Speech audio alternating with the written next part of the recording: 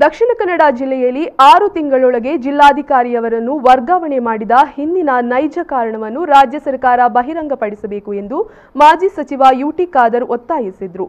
ಅವರು ಜಿಲ್ಲಾ ಕಾಂಗ್ರೆಸ್ ಕಚೇರಿಯಲ್ಲಿ ಸುದ್ದಿಗೋಷ್ಠಿ ನಡೆಸಿ ಮಾತನಾಡಿದರು. ದಕ್ಷಿಣ ಕನ್ನಡದಲ್ಲಿ 1 ವರ್ಷದ ಅವಧಿಯೊಳಗೆ 2 ಜಿಲ್ಲಾಧಿಕಾರಿಗಳು ಬಂದು ಹೋಗಿದ್ದಾರೆ. ಆದರೆ ಜಿಲ್ಲಾ ಉಸ್ತುವಾರಿ ಸಚಿವರು ಇದು ವಾಡಿಕೆಯಂತೆ ನಡೆಯುವ ಆಡಳಿತಾತ್ಮಕ ವರ್ಗಾವಣೆಯಾಗಿದೆ ಎಂದು ಹೇಳಿಕೆ ನೀಡಿದ್ದಾರೆ. ಆದರೆ 6 ತಿಂಗಳಲ್ಲಿ ಜಿಲ್ಲಾಧಿಕಾರಿಗಳನ್ನು ಬದಲಾಯಿಸುವ ನಿಯಮವಿಲ್ಲ. ಕನಿಷ್ಠ ಅಧಿಕಾರಿ 1 ವರ್ಷ ಅಥವಾ 2 ವರ್ಷಗಳ ಕಾಲ ಸೇವೆ ಸಲ್ಲಿಸಬೇಕು. ಹೀಗಾಗಿ 6 ತಿಂಗಳೊಳಗೆ ಜಿಲ್ಲಾಧಿಕಾರಿಯವರನ್ನು ವರ್ಗಾವಣೆ ಮಾಡಿದ ಹಿಂದಿನ ನೈಜ ಕಾರಣವನ್ನು ಸರ್ಕಾರ ಬಹಿರಂಗಪಡಿಸಬೇಕು. ಜಿಲ್ಲಾಧಿಕಾರಿಯಾಗಿದ್ದ ಸಿಂಧು ಬಿ ರೂಪೇಶ್ ಅವರಿಗೆ ಜೀವ ಬೆದರಿಕೆ ಬಂದಾಗ ಬಿಜೆಪಿ ಶಾಸಕರಾಗಲಿ ಸಂಸದರಾಗಲಿ ಮತ್ತು ಜಿಲ್ಲಾ ಉಸ್ತುವಾರಿ ಸಚಿವರು ಯಾರೊಬ್ಬರೂ ಅದನ್ನು ಖಂಡಿಸುವ ಹೇಳಿಕೆಯನ್ನು ನೀಡಿಲ್ಲ. ಇಲ್ಲಿಯವರೆಗೆ ಬಿಜೆಪಿ ನಾಯಕರು ಅಧಿಕಾರಿಗಳಿಗೆ ಆತ್ಮವಿಶ್ವಾಸ ತುಂಬುವ ಒಂದೇ ಒಂದು ಹೇಳಿಕೆಯನ್ನು ನೀಡಿಲ್ಲ.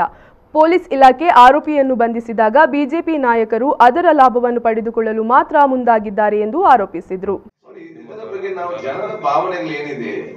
ಅದನ್ನು ಪ್ರತಿಪಕ್ಷ ಸ್ಥಾನದಿಂದ ನಾನು ಕೇಳಲೇಬೇಕಲ್ಲ. ನಾನು ಕೇಳಿದೆ, ಯಾಕೆ ಯಾರಿಗೆ ಒಂದು ಬೆದರಿಕೆ ಬರ್ತದೆ ನೋಡಿ, ಒಂದು ಜಿಲ್ಲಾಧಿಕಾರಿಗೆ ಬೆದರಿಕೆ ಬರ್ತದೆ, ಕನಿಷ್ಠ ಒಂದು ಖಂಡನೆ ಮಾಡುವಂತ ಒಂದು ಸ್ಟೇಟ್ಮೆಂಟ್ ಜಿಲ್ಲಾ ಸಚಿವರು ಸಂಸದರು ಶಾಸಕರು ಕೊಡ್ಲಿಲ್ಲ. ಖಂಡನೆ ಮಾಡುದು ಪೊಲೀಸ್ ಆಕ್ಷನ್ ತಗೊಳ್ತಾರೆ. ಅದು ಪೊಲೀಸ್ ಕೆಲಸ, ಇವರೇ ಕೆಲಸವ, ಪೊಲೀಸ್ ಕೆಲಸ ಇವರೇ ಕೇಳಿದ್ದಾರೆ. ಇವರಿಗೆ ಕಿರೀಟ ಅವ್ರು ಪಾಪ ಅವ್ರು ಕಷ್ಟಪಟ್ಟು ಮಾಡಿದ್ದಾರೆ, ಎಲ್ಲ ಎದುರು ಹಾಕಿಕೊಂಡು. ಇದರಲ್ಲಿ ಪೊಲೀಸರು ಚೀಫ್ ಮಿನಿಸ್ಟರ್ ಅರೆಸ್ಟ್ ಮಾಡಿ ರಾಜ್ಯದಲ್ಲಿ ಜೈಲಿಗೆ ಕಳಿಸಿದ್ದಾರೆ. ಅದು ನಮ್ಮ ಕನ್ನಡ ಪೊಲೀಸ್ ಬಗ್ಗೆ ನಮಗೆ ಹೆಮ್ಮೆ ಇದೆ. ಪೊಲೀಸ್ ಮಾಡಿದ ಪ್ರಾಮಾಣಿಕ ಕೆಲಸವನ್ನು ಇವರೇನ್ ಮಾಡಿದ್ದಾರೆ? ಒಂದು ಅಧಿಕಾರಿಗಳಿಗೆ ಧೈರ್ಯ ಕೊಡುವಂತ ಒಂದು ಹೇಳಿಕೆ ಅವರದ ಬಂದಿದೆಯಾ? ಸ್ಟೇಟ್ಮೆಂಟ್ ಬಂದಿದೆಯಾ? ಒಂದು ಸ್ಟೇಟ್ಮೆಂಟ್. ಪೊಲೀಸರು ಕೆಲಸ ಮಾಡ್ತಾರೆ, ಅವ್ರ ಕೆಲಸ ಅವ್ರು ಮಾಡಿದ್ದಾರೆ ಪ್ರಾಮಾಣಿಕತೆಯಿಂದ. ಇವ್ರದ್ದೇನದ್ರಲ್ಲಿ? ಅಲ್ಲಿ ಯುದ್ಧಕ್ಕೆ ಹೋರಾಡ್ಲಿಕ್ಕೆ ಜೀವ ಸೈನಿಕರು ಕೊಡ್ಬೇಕು, ಹೆಸರು ಇವರು ತಗೊಳ್ಬೇಕಾ? ಇಲ್ಲಿ ಪೊಲೀಸರು ಎಲ್ಲರನ್ನ ಎದುರು ಹಾಕಿಕೊಂಡು ಎಲ್ಲ ಫೋನ್ ಎಲ್ಲ ಬೈಗಲ್ಲಿ ಕೇಳಿಕೊಂಡು ಹೋಗಿ ಅರೆಸ್ಟ್ ಮಾಡಿ ತಂದು ಹಾಕಿದ್ದಾರೆ.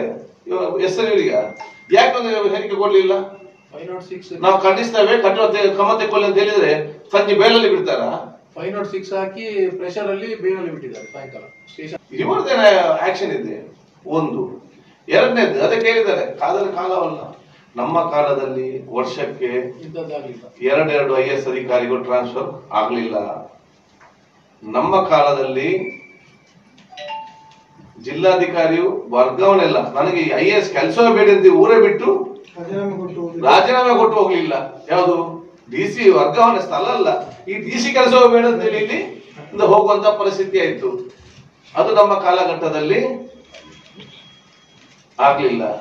ನಮ್ಮ ಕಾಲಘಟ್ಟದ ಡಿಸಿಗಳನ್ನು ದೇಶದ್ರೋಹಿಗಳು ಮತ್ತು ಡಿಸಿಗಳಿಗೆ ಕೊಲೆ ಬೆದರಿಕೆ ಕಾಂಗ್ರೆಸ್ ಕಾಲದಲ್ಲಿ ಆಗ್ಲಿಲ್ಲ.